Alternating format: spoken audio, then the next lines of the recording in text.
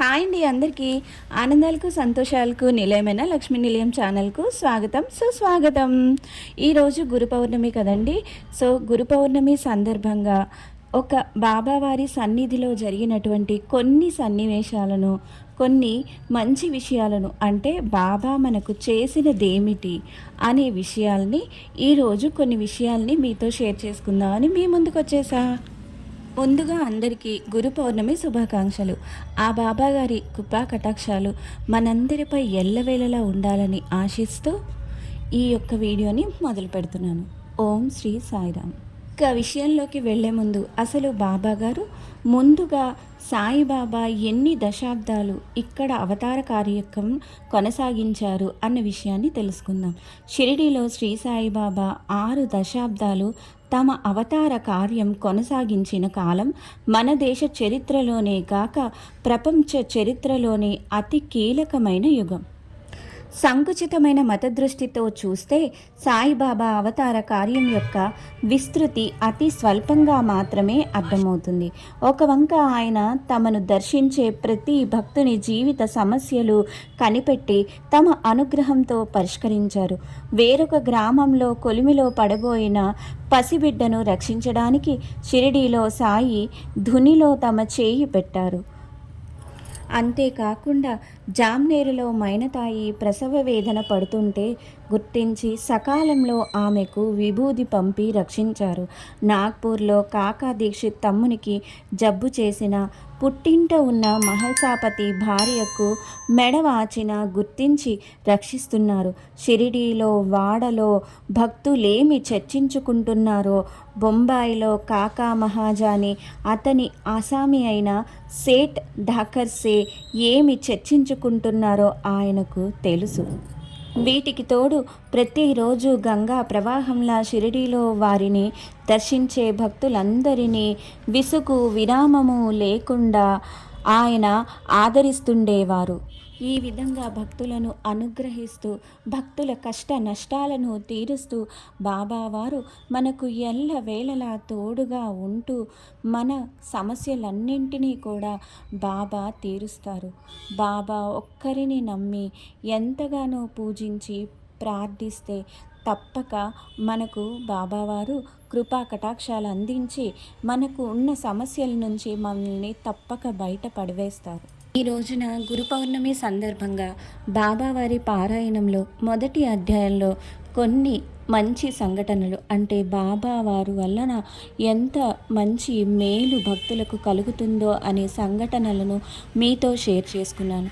ఎందుకంటే బాబావారిని నమ్మి కొలిస్తే ఖచ్చితంగా కష్టాల నుంచి బాబా మనల్ని బయట పడవేస్తారు అనే నమ్మకం మనందరికీ ఎల్లవేళలా కలగాలని ఆశిస్తూ ఈ యొక్క పారాయణలోని కొన్ని అంశాలను మాత్రమే తీసుకొని మీ అందరితో షేర్ చేసుకున్నాను.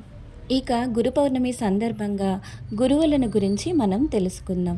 గురువులు ఎంత గొప్పవారంటే విద్యార్థులందరూ కూడా మంచి స్థాయిలో ఉండాలని, వాళ్ళను ఎంతో మంచిగా తీర్చిదిద్దాలి అనే సంకల్పంతో ప్రతి గురువు కూడా ఎంతో గొప్పగా ఆలోచిస్తారు. కానీ కొందరు విద్యార్థులు గొప్ప స్థాయిలో ఎదుగుతారు, మరికొందరు విద్యార్థులు వెనకనే ఉండిపోతారు. మరికొందరికి ఎలా ఉంటుందంటే కొందరు విద్యార్థులకు ఒక్కొక్కరికి ఒక్కొక్క సబ్జెక్ట్ అనేది ఎంతో ఇష్టంగా ఉంటుంది. అలా ఏ సబ్జెక్ట్లో వాళ్ళు ప్రావీణ్యం సాధిస్తారు అనే విషయాన్ని గురువు ముందుగా గుర్తిస్తారు. ఆ గురువులు ఎవరైతే అలా గుర్తించే గురువులు దొరుకుతారో వారందరూ కూడా తప్పక ప్రతిభను సాధిస్తారు అనేది మనమంతా కూడా తెలుసుకోవాల్సిన మంచి విషయం. ఉదాహరణకు అందరికీ ఒకటే సబ్జెక్టు ఇష్టం ఉండదు, అందరికీ అన్ని సబ్జెక్టులు ఇష్టపడవు. కొందరికి చరిత్ర ఇష్టమైతే మరికొందరికి లెక్కలు, మరికొందరికి తెలుగు, మరికొందరికి హిందూ సాంప్రదాయాల గురించి తెలుసుకోవాలన్న ఆసక్తి ఉంటుంది. మరికొందరికి కథలు గురించి, మరికొందరికి పురాణాల గురించి, మరికొందరికి ఆర్ట్ అంటే డ్రాయింగ్, అలాంటి విషయాల్లో ఎంతో శ్రద్ధ పెట్టాలని ఆశిస్తూ ఉంటారు. ఏది ఏమైనప్పటికీ గురువులు ఎంతో గొప్పగా విద్యార్థులను తీర్చిదిద్దాలనే ఆసక్తితో వారిలో ఉండే ప్రతిభను గుర్తించి గొప్ప స్థాయిలో నిలబెట్టాలని ఆశిస్తూ ఉంటారు. కానీ కొందరు ప్రతిభావంతులు వారికి వారుగా తమ ప్రతిభను కనపరుస్తూ చరిత్రలో గొప్ప స్థానంలో నిలిచిన వారు ఎందరో ఉన్నారు. అందులో మనం ముఖ్యంగా చెప్పుకోవలసిన వారు ఏకలవ్యుని కథ. ఏకలవ్యుని గురించి ఇప్పుడు మనం తెలుసుకుందాం. ఏకలవ్యునిలో ఉన్న ప్రతిభతో ద్రోణాచార్యుని గురువుగా ప్రార్థిస్తూ విలువిద్యలో గొప్ప ప్రావీణ్యం సంపాదించిన ఏకలవ్యుని ప్రతిభ అంత సాధారణమైనది కాదని చెప్పుకోవాలి. మనిషిలో ప్రతిభ, సమర్థత ఎంత దాచాలని ప్రయత్నించినా దాగేవి కావు. రెక్కలు వచ్చిన పక్షిపిల్ల తన బలాన్ని విశ్వసించి విశాలమైన ఆకాశంలోకి ఎగురుతుంది. భూగర్భంలో అణిగి మణిగి ఉన్న జలరాశి తవ్వగానే ఉవ్వెత్తున ఎగిసి పడుతుంది. ప్రతిభను ఎంత అణచివేయాలని చూసినా కిందికి విసిరేసిన బంతిలా అంతకన్నా ఎక్కువగా పైకి లేస్తుంది. వర్షం, వసంతం కోసం చెట్లు ప్రార్థించవు, ప్రాధేయపడవు. కాలాన్ని అనుసరించి వాతావరణం అనుకూలించగానే చెట్లు చిగురించి మధుర ఫలాలు అందిస్తాయి. మనిషిలోని ప్రతిభ కూడా అలాంటిదే. ఎవరిని అర్థించదు, సాగిలపడి ప్రార్థన చేయదు.